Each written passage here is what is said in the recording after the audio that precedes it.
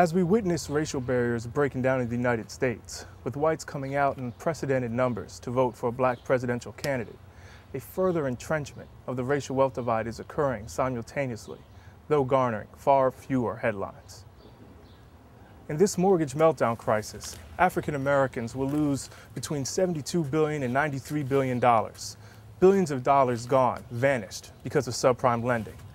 Though African Americans are only 14% of the population, over half of all high-interest subprime loans went to African Americans.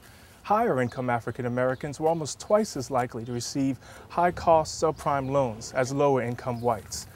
Why have African Americans been hit so hard by this subprime crisis? Because of the long history of the exclusion of opportunity for blacks in the United States. White homeowner rates skyrocketed between the 1940s and 60s. This homeownership explosion came from massive government investment and subsidies into home buying. African Americans were denied full participation in these wealth-building programs due to redlining and segregated housing markets and outright racism.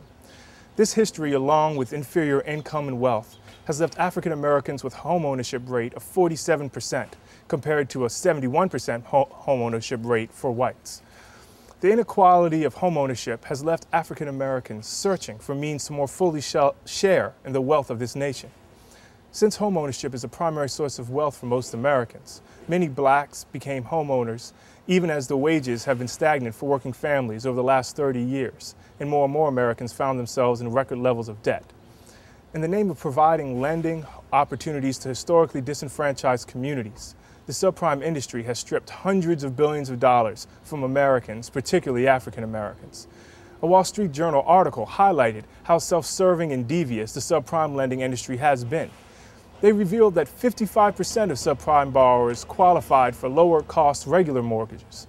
In other words, the majority of those who were pushed into subprime loans qualified for lower-interest regular mortgages.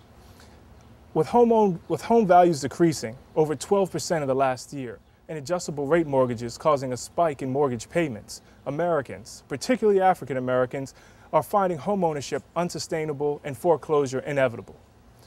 Maybe in 2009, America will break its over 300-year-old racial barrier and elect its first black president. This will be worthy of celebration. Yet without mass federal investment that will bridge the black-white divide, I do not see any true changes I can believe in. Without bridging the racial wealth divide, I see black-white inequality continuing to be foreclosed.